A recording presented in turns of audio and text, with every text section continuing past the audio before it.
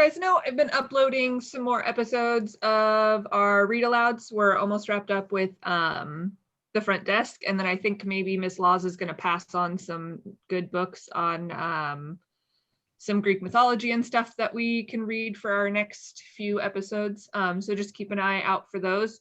I try to get them uploaded every day. I don't always get it done every day, but I try very hard. So just keep an eye out. They're uploaded, and usually I think a couple of you guys have subscribed, so it'll send you like a little message when I upload a new video. So just keep an eye out on that. Okay, so I'm gonna go ahead and start recording so we can talk about. I started it already. Oh, perfect. Okay, you're like 2 steps ahead of me then. Okay, so you guys know that in Florida Virtual, we've started talking about our Greek mythology. And I know that the curriculum talks a little bit about what makes a myth and how a myth might be different from like a folk tale or a fairy tale. So I just wanted to kind of go over that today. So I'm hoping that maybe you guys can tell me like a few examples of stories, like mythical stories that you guys might know, or about folk tales, and which one you think it is, whether it's a myth or a folk tale. Any examples? I know some of you guys have read the Percy Jackson books, so I know you've got some Greek history. Go ahead, Haven. A myth would be, it's kind of old and it has lots of creatures that are, you know, like fake. Okay. Can you think of a better word than fake? Maybe a stronger word to describe what you're trying to say? Unrealistic. There we go. Unrealistic. That's good. Unrealistic creatures. I'm writing that down. I've got a board here. I've got my myth side and my folktale side. It also has a hero. Very good. Some of these might fit into both sides too, so don't worry about that if you think that maybe there's some things that are the same about myths and folktales. What do you have, Emma? They're all like passed down from generations. Oh, very good. Which one? Folktales or myths? Or maybe both? Both, maybe. Very good. Okay, so passed down. Go ahead, Zong. Are we supposed to say what myths are or an example of a myth? I will take either one. Okay, and I know the myth of Pandora's box. Oh, very good. Okay, I'm going to write that down here at the bottom. Pandora's box. All right. Does anyone else have any other examples or maybe like some ideas about what makes up a folktale or what makes up a myth? Oh, go ahead, Emily. I know that a myth, because in 3rd grade we had to do like a Native American myth. Mm-hmm. A myth is something that like somebody believes in that some people don't believe in, that may not be true, but some people think it is. Okay, that's good. So there might be parts of a myth or of a folktale, I think, that might be true or might be based in truth, but some people may not think that's the case. So we'll say like some basis in truth.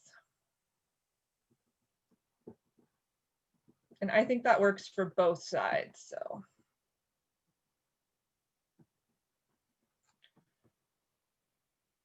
So I have a couple of things that I use to separate folktales from myths, and I'm going to share those with you guys. So like usually myths might be like a traditional story that explains something that happened, some sort of like phenomenon. Sometimes we use the Greek gods to explain like the different seasons or like natural disasters.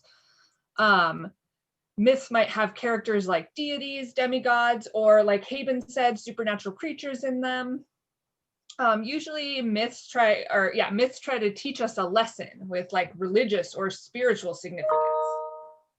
So some examples might be like the story of Thor or the story of Hercules and his trials. Story, like some people had talked yesterday in the chat about Norse mythology. So like Odin is a mythical creature or a mythical character, excuse me, in Norse mythology. Like in folk tales, though, we usually find that they are designed to entertain the audience and sometimes teach them like a life lesson or a moral.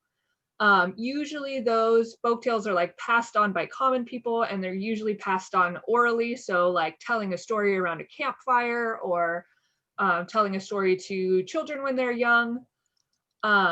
Usually folktales have like common people and animals. Sometimes they have magical creatures like witches, or sometimes there's even like magical inanimate objects.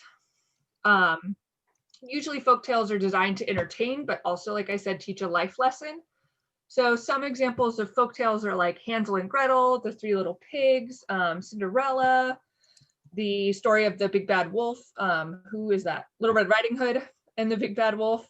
Those are all designed to kind of teach us lessons, and they tell us what's important to a community who makes that story. So they teach us how we should behave, what things we should think are important. And those get passed down from generation to generation. Have you guys ever played the game like Telephone, where you whisper something in someone's ear and then they whisper it to the next person, and by the time you get to the end, it's something totally different? Yeah. Folktales, myths, all of those things can kind of be that way. So by the time it gets to the last person who's telling it, it could be a little bit different from the first time. So it's kind of cool sometimes to look at different examples of like the same myth and see how maybe it's changed over time, or changed based on what kind of person is telling it, maybe their culture.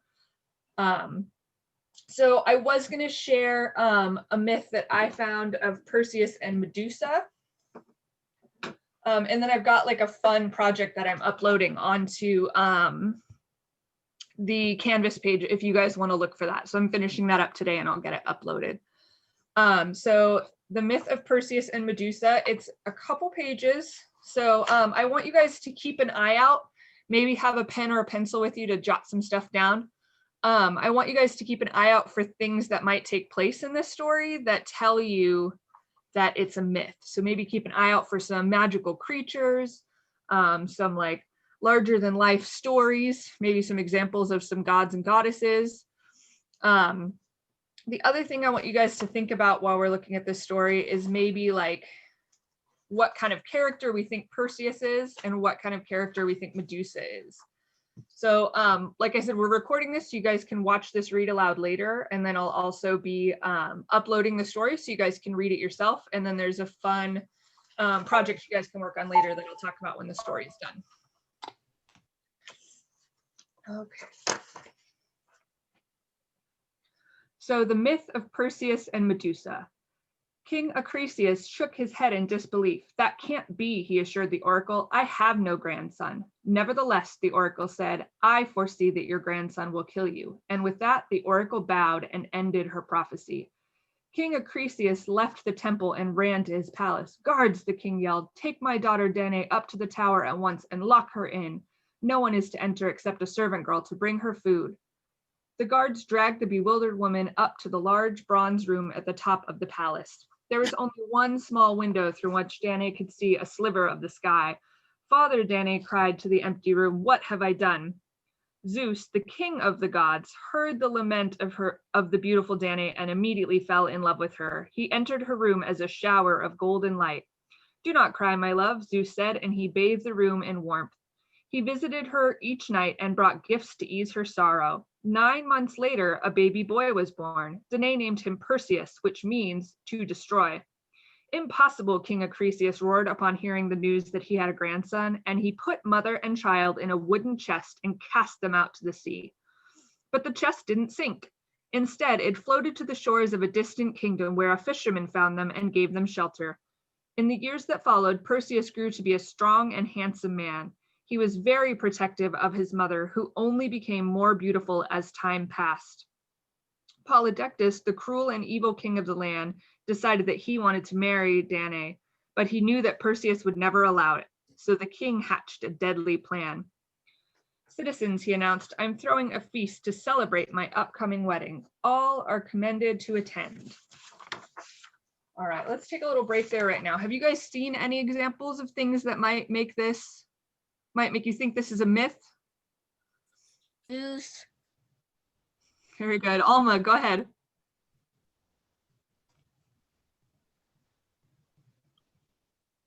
Oh, you're muted, Sweets. I was going to say Zeus, but I just forgot to put my hand down. Oh, that's okay, no problem. Okay. Anyone else? Go ahead, Emily. What I know that it was kind of it's not impossible, but when it says that she just has it, because when you grow older, normally if you're pretty, because she was a mom, she and her son was protecting her. It was normally people don't grow more beautiful over time, like every day they don't grow like way more beautiful. That's an interesting opinion. I'm going to pretend like I'm going to get more beautiful every day because it makes me feel better, but I appreciate that angle to the story. What else? Go ahead, Clara. The fact that there was a prophecy kind of threw me off a bit. No, that's good. That's a good word find. What else? Hey, Joseph, can you think of any reasons why this might look more like a myth? Anything from the story that sticks out to you? No. All right. Well, you should read it later and let me know if you can think of anything else. What else, Natalie? The part where like the chest didn't sink. That seems a little magical to me. All right, let's go ahead and keep going. I got another page we can read here. Unbeknownst to Perseus, it was customary for the guest to bring the king a present, but he had no gift. My king, Perseus said, hanging his head in shame, I have no gift for you. If you will tell me what you want, I will bring you anything you desire. How kind of you, he said, the king's lips curled into a smile. Since you offered, I would like the head of Medusa. The guest gasped, knowing that Medusa was a Gorgon so hideous that anyone who looked at her immediately turned to stone. Fearing the king's wrath would rain upon his mother Danae if he refused, Perseus agreed and left the feast to prepare for his journey. Perseus, Danae pleaded the next morning, this is an impossible task. Please don't go. Just then, a blinding light appeared. Perseus and Danae shielded their eyes with their hands, and when they lowered their arms, a man and a woman stood before them. My brother, the man said, my name is Hermes, and this is our sister, Athena. We three share the same father, Zeus, and we have come to offer you help in your quest to slay the Gorgon. Hermes bent down and removed his sandals. He handed them to Perseus. Wings fluttered on the side of each of the shoes. Put on my sandals, Hermes said. They will fly you wherever you need to go. Athena took a step forward. Take my sword, she said. Use it to sever Medusa's head from her body.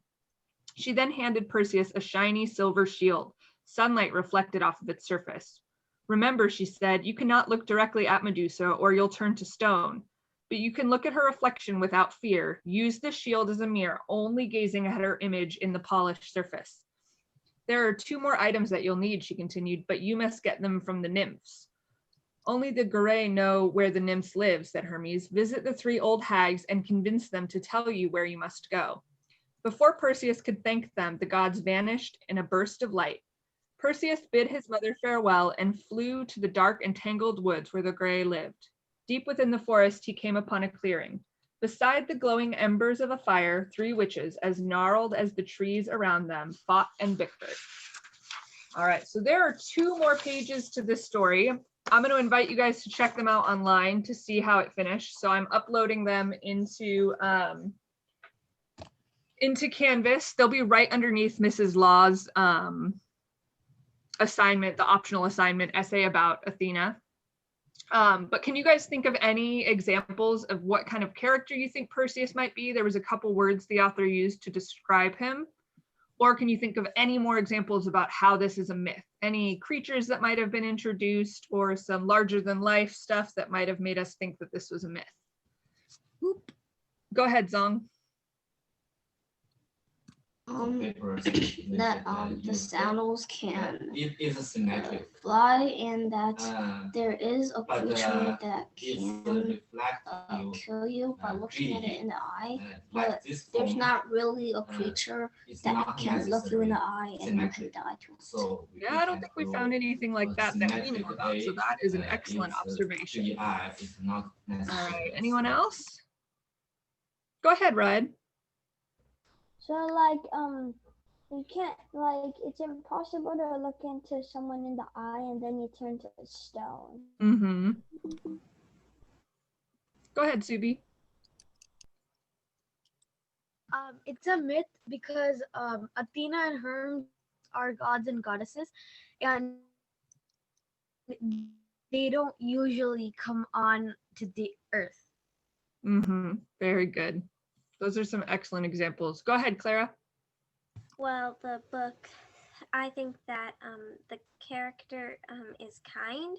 He did like say thank you to, and he's like saving his mom, and he tried to say thank you to the goddesses for the gifts. No, And- that's excellent.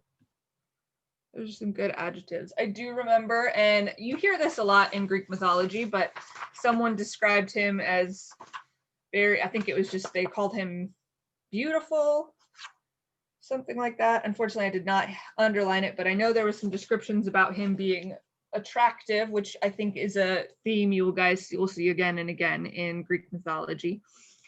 So along with that story, which you guys can find all of it will be uploaded onto Canvas, I uploaded some of what they call like a story circle.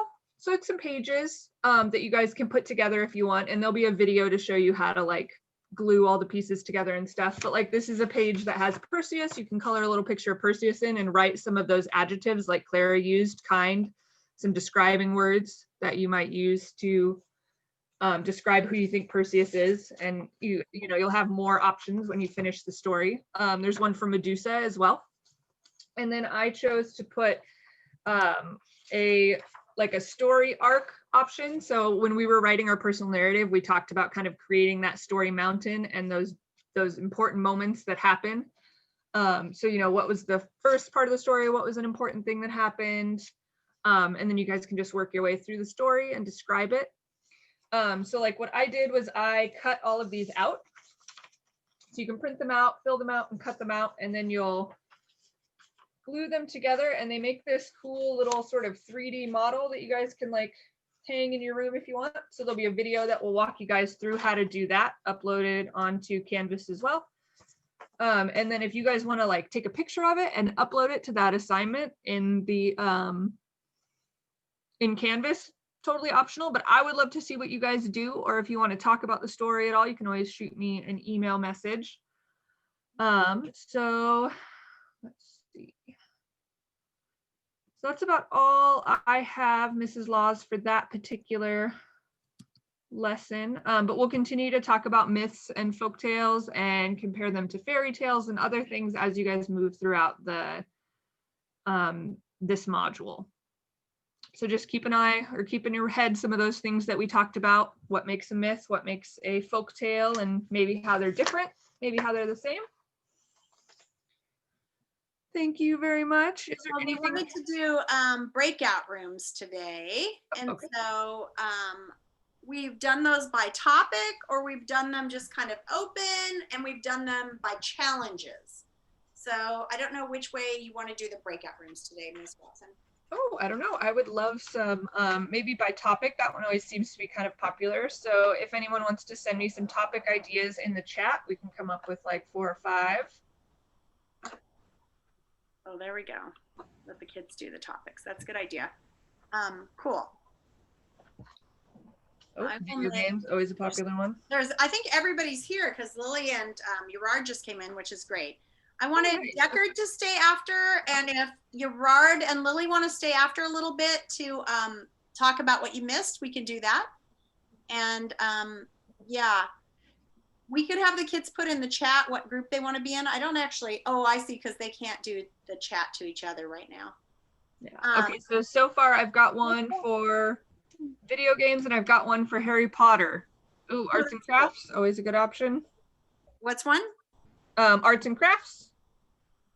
So I can take like two more ideas if anyone has one.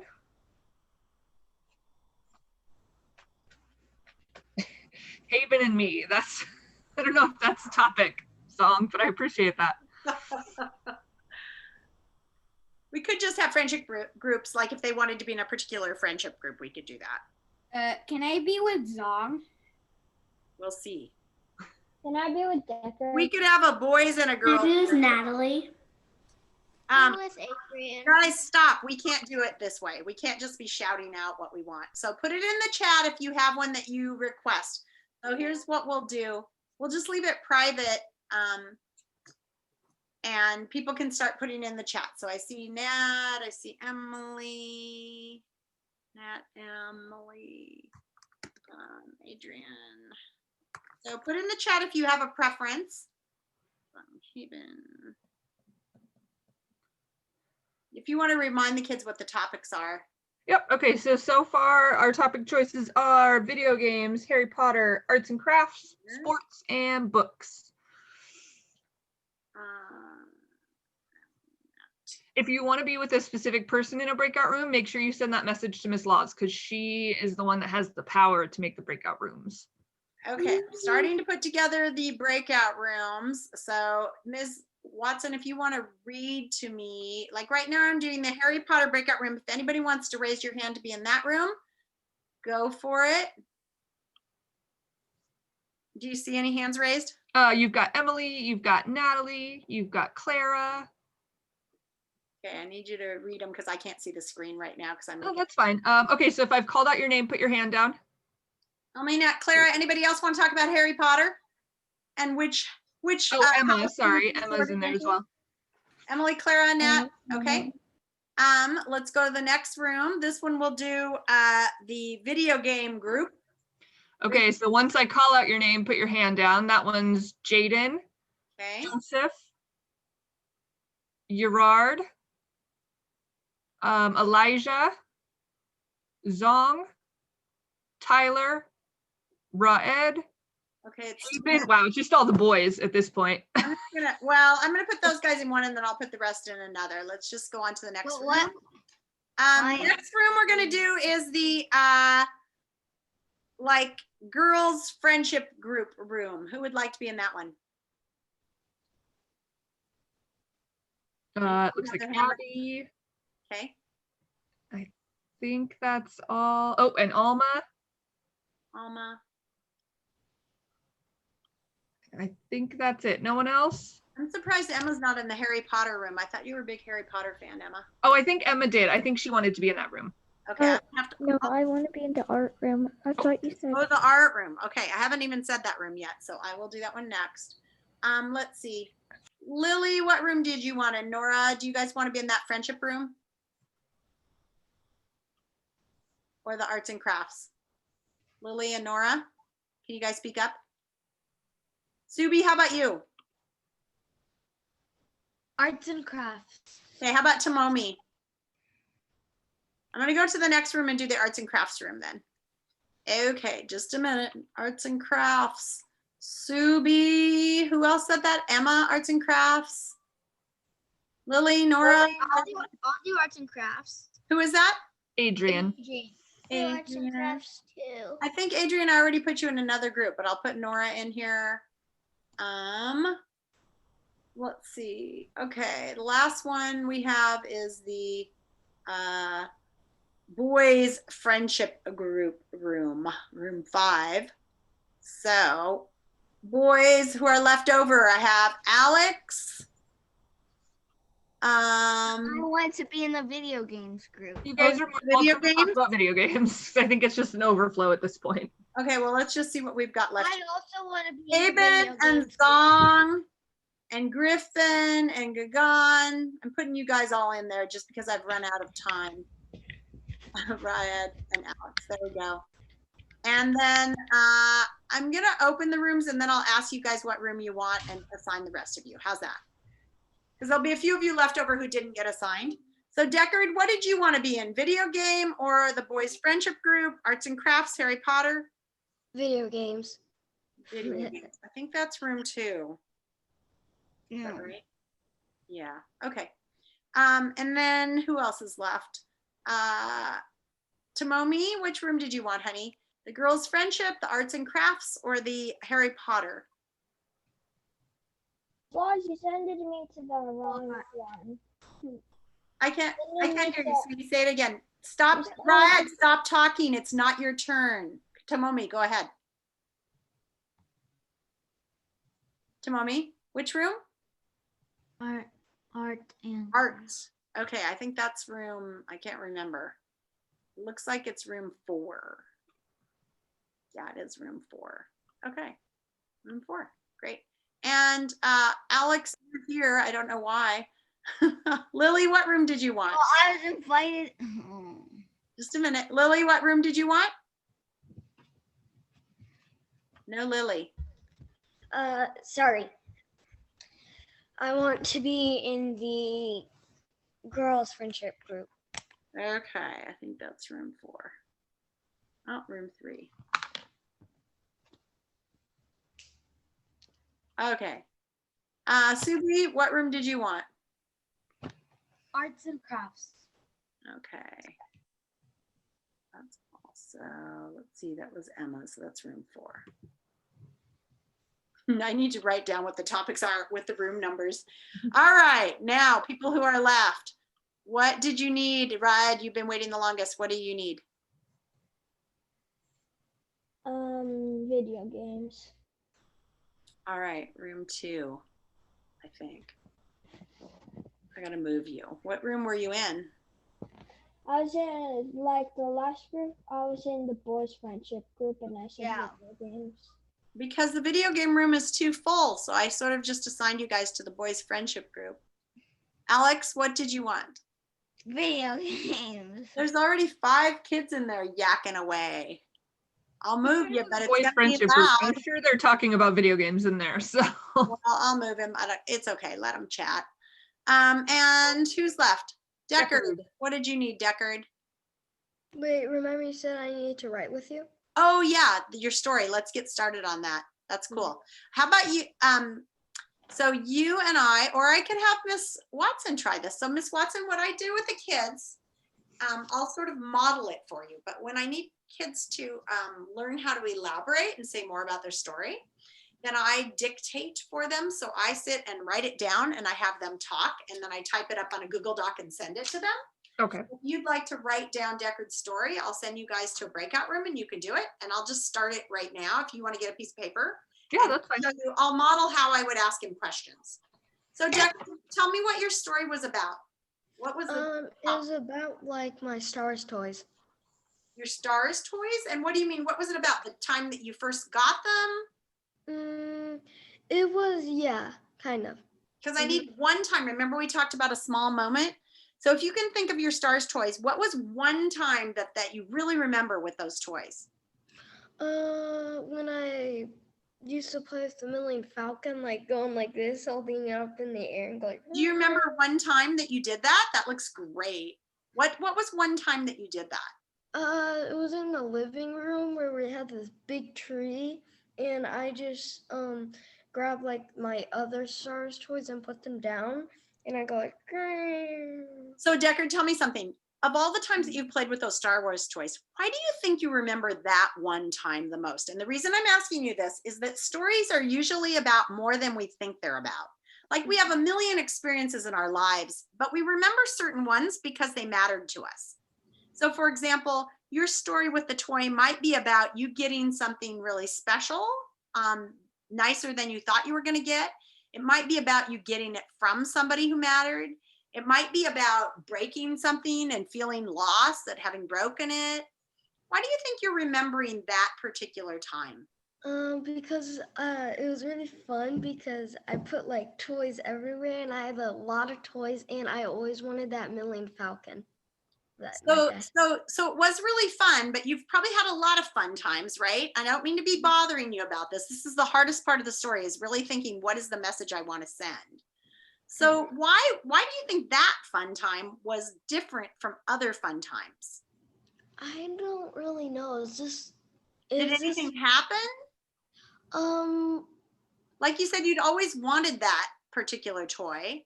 Did it take a long time to get it? Did you have to do something to earn it? No. My dad had it for a long time, and he's like, oh my gosh, and then he gave it to me. I was like, oh, I was so excited. Deckard, we've had a breakthrough.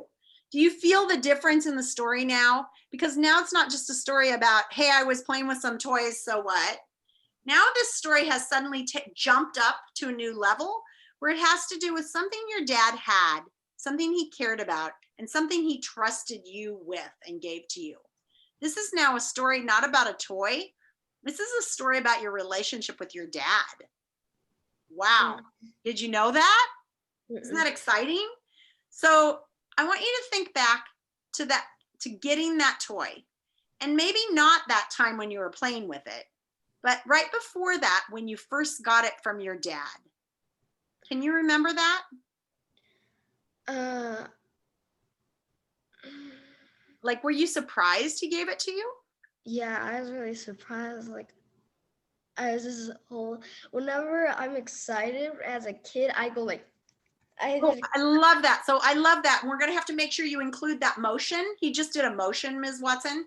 We're going to have to write words that make that motion so that we can see you. And that's so smart of you as a writer to know that in your story, you have to describe it in a way that we can see it.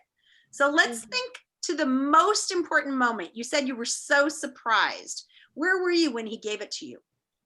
I think it was in my room or it was in the living room. You can just pick one of them. It doesn't have to be exactly accurate as long as it's realistic. Okay. So I want you to think back to that time when your dad gave that to you. And you're thinking of being excited. Now think just before. What were you doing just before he gave it to you? I was playing with my other Star Wars toys, the little figures, but then he walked into the room or walked into my room. I don't know which one. Then he was like, "Hey, I was surprised for you," and pulled it behind his back and gave it to me. Oh my gosh, the story is getting so good. Do you remember when we talked about stories have an arc? They have a beginning, a middle, and an end. You have already told us the heart of your story was when your dad gave you the toy. So when I plan a story, I like to start with the heart of the story. So when dad gave me, is it the Millennium Falcon? Is that what it is? Yeah, Millennium Falcon. MF, Millennium Falcon. Then you ask yourself, what was I doing just before that? And you said you were playing with your toys and everything was normal, right? Yeah. And you were probably just feeling calm, right? That's that inside story. And then we need to raise the tension. So what happens right after you're playing with your toys, you're alone, you're in your room. Let's just have you be in your room. Does dad knock on the door? No, the door is open. So you just see your dad in the doorway, or he says something, or what happened? No, I was like facing towards the ground because I was going like this with my toys and I'm setting up. You are so good at remembering, and we're going to remember in a minute. But I just want to find out, how did you first notice your dad was in the room? He said, "I have a surprise for you." That's all he said. And I looked, and then he. Well, but you must have seen him or something before. I mean, did you just hear a voice saying, "I have a surprise for you"? Really? Okay. Well, I'm going to put that right before here. Dad spoke, and so you were calm. And then when he said that, what did you feel? I want to know the inside story. What did you feel on the inside? I felt like really excited because I was like, wait, what is he going to give me? So excited is a word that really can mean a lot of things. Can you give me a more descriptive word for what you meant by excited? Like excited, did you jump up and down and start screaming? Or were you curious? Or were you like confused? Curious, like you said, curious. I was like, happy, but I'm really happy. What if it's going to be really cool? Okay. And then so your dad says that. Does he have his hands behind his back? What does his face look like? He was just like a plain face, like it's just kind of smiling, but like plain. Did his face show you something weird was going on? Yeah, kind of. It was okay, so I want you to think about his face, and in a minute when we start writing, you're going to remember that. So this is what we do first when we're going to make a story. We kind of map it out. You're sitting there, you're calm, you're playing with your toys. Suddenly you hear dad say, "I have a surprise for you." He pulls out this toy or something, and we're going to really tell a lot. We're going to slow the action right here and tell it step by step by step. You're going to describe what dad's voice sounded like, what you thought about that, your hands wiggling. You're going to describe all of that, okay? Really in detail. But let me ask something. So then he gives you the toy, and what happens? Then is there that scene with you playing with it in the air? I was like holding it like, well. And what were you thinking as you played with it? I was like well, he only had one of them, and I was like, oh my gosh, he actually gave this to me. So you were feeling really proud. Is that what you're Yeah. telling me? Only had one, felt super proud. That's a great ending to the story when you talk about how that made you feel. Okay. So Ms. Watson's going to go into a room with you, and you're going to start at the beginning when you're playing with your toys just before Dad came in, and you're going to use SAID writing, a little bit of setting description, and you're going to do it all using the word I. I reached for my whatever toy. I made the sound of the engine, rum, rum, as I moved my hand through the air. Looking around in my room, I was seeing the wall. The cat walked by.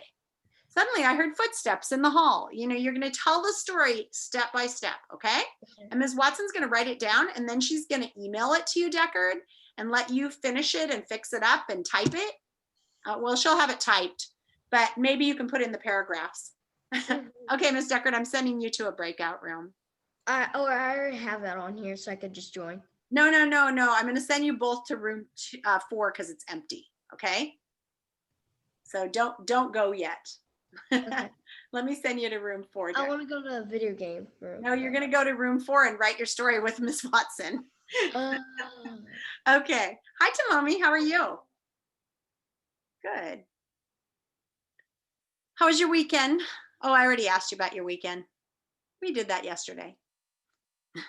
You're getting a lot of work done. I noticed you did a lot of work. Hey, but you didn't submit your story yet. So on assignment 2.05, you need to go attach your story. Do you know how to do that? Do you want to, because you tried to do it yesterday, but it didn't work.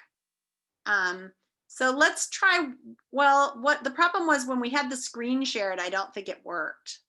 So why don't you try and do it right now and see what happens. Go to assignment 2.05 because I looked and it wasn't there right after we talked.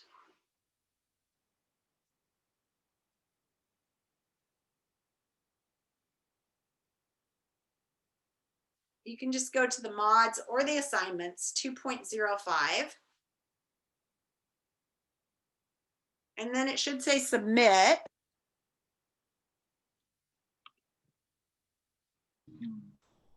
Where?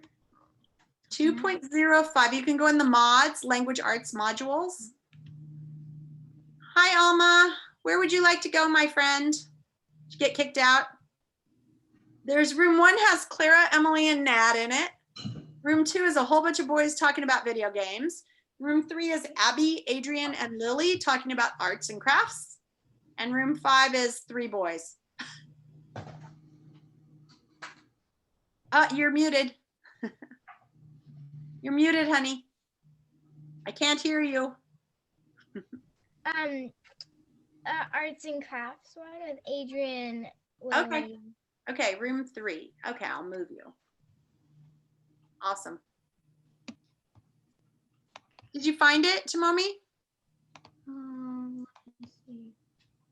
Oh, don't share your screen though, because when you shared it, you go to 2.05. Oh, this is, you're in PE. You need to go to language arts. So go to the dashboard, back to the dashboard, and go to courses and go to language arts. Courses?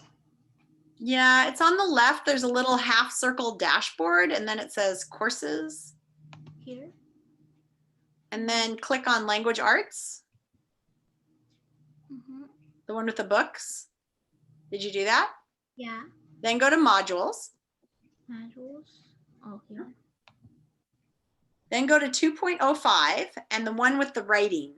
2.05. Yep. Here. The relationships. Yep, that's the one. So on that one, go into the assignment that has the writing next to it and open it. And then go to submit.